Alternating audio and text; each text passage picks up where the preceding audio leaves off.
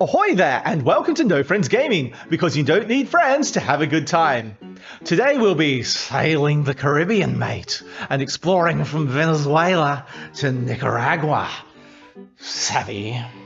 In the board game Maracaibo by Alexander Pfister.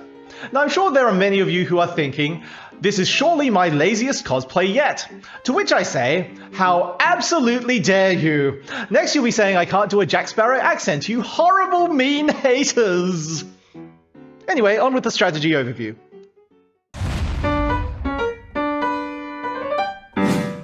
It is vital to plan your potential stops around the track to make your turns as beneficial as possible.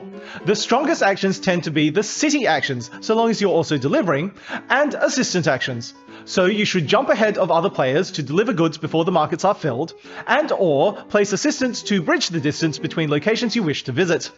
Experienced players will tend to make only 3 to 4 stops per round before the homeward bound spaces, not wasting time with inefficient actions. Most strategies aspire to visit and deliver at cities often, since it's so valuable to unlock bonuses on your shipboard in addition to the city tiles effect. This means planning to reach cities before other players and saving the matching goods in hand. A key example of this is the race for Maracaibo, which only has 2 delivery spaces in a 3 to 4 player game and only 1 delivery space in a 2-player game. If you stop at Santiago, you cannot then reach Maracaibo on your following turn. Therefore, players early in turn order should consider going straight from Havana to Puerto Plata or Santo Domingo, then onward to Maracaibo, delivering a good each time. Players later in turn order could go to Santiago and use its village action to place an assistant somewhere from location 6 to 10, from which you could reach Port Royal or Cartagena. If you have an assistant on space 2, that can also be useful because your opponents may move slowly, but also from there you could reach Maracaibo ahead of them in future rounds. Now, if Legacy Tile 8 is in the game, it becomes all the more desirable to put an assistant on space 6 to 9 to be within range of Maracaibo or the cities beyond. And of course you could factor quests and triple village actions into your path, but they tend not to be as powerful as city actions with delivery, so should be done more discerningly.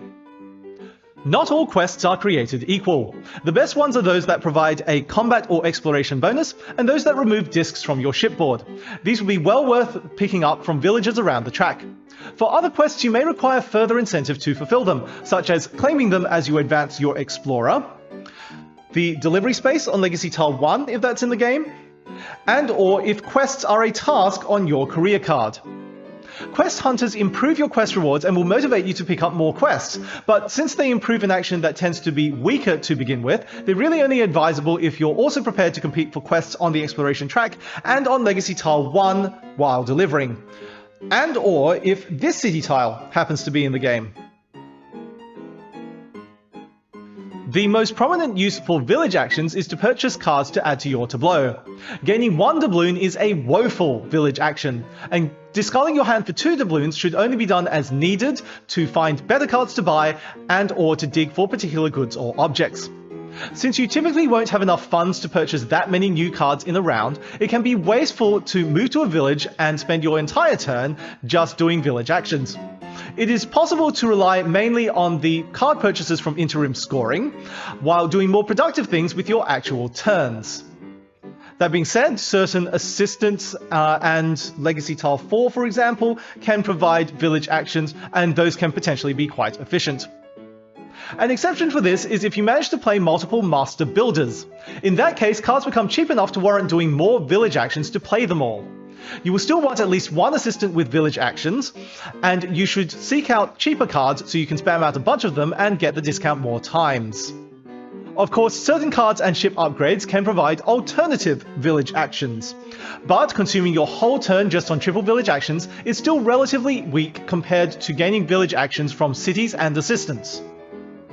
As previously mentioned, assistants are a great way to smooth out your trip around the Caribbean, providing a helpful place for you to stop within reach of another intended destination.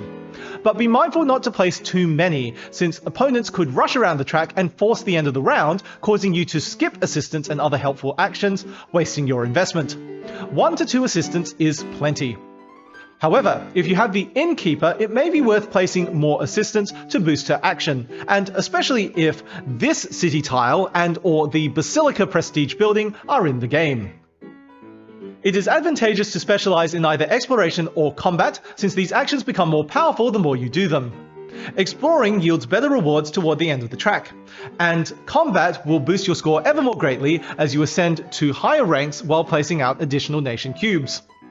Which type of action to pursue depends on a number of factors, such as your career card, and whether your starting cards augment those types of actions, and whether you can expect to deliver to Maracaibo, which depends on player order and whether you or your opponents have assistants to use at earlier locations.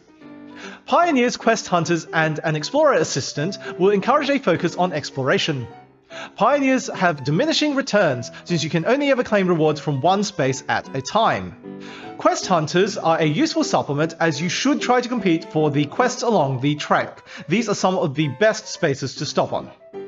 Combat is more enticing when you have sailors and cards with additional combat actions on them. You should unlock the ship upgrade for the extra combat action as soon as practicable and race for Maracaibo. If you expect to stay ahead of other players on a nation's influence track, then place as many more cubes of that nation as you can. But if you're behind, you can do the influence-only combat action and or additional combat actions on cards, so you can improve your scoring with that nation without helping your rivals by putting out more cubes. You shouldn't have enough time to invest heavily in both exploration and combat, but you should still consider dipping into the other kind of action.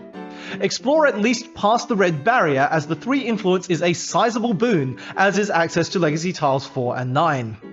And possibly do a combat here and there, particularly if you have the opportunity to block a delivery space at Maracaibo.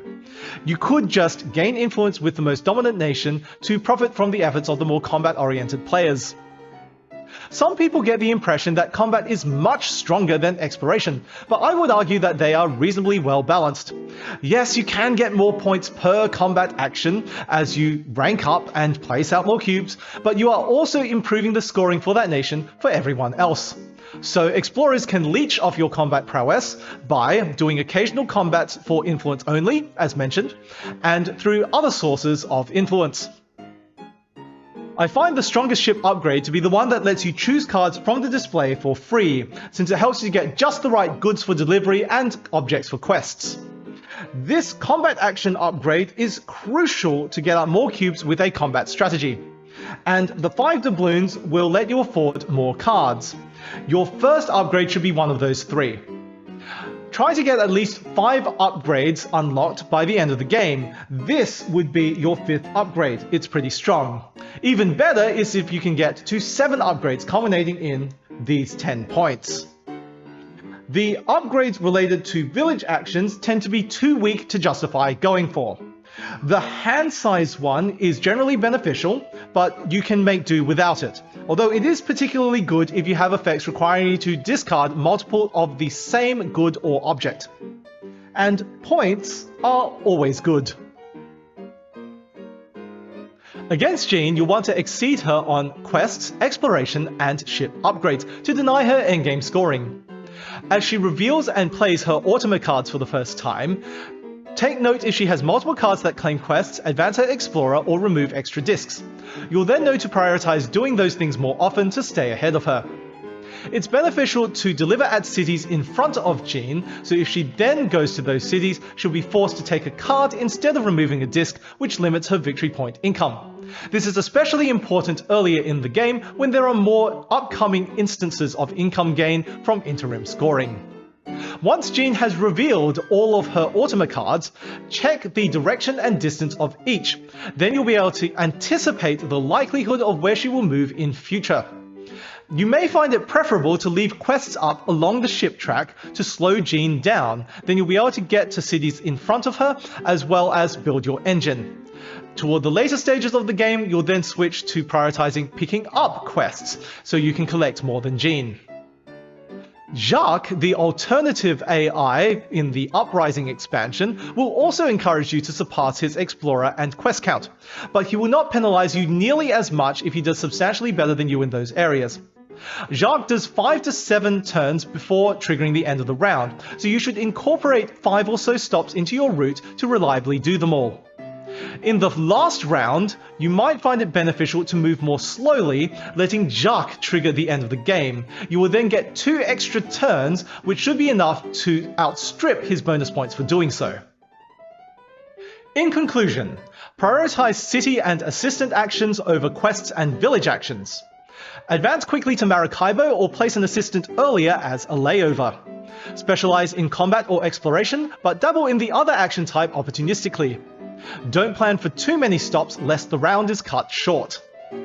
We will now do a base game run-through versus Jean, followed next week by the expansion scenario The Rescue versus Jacques.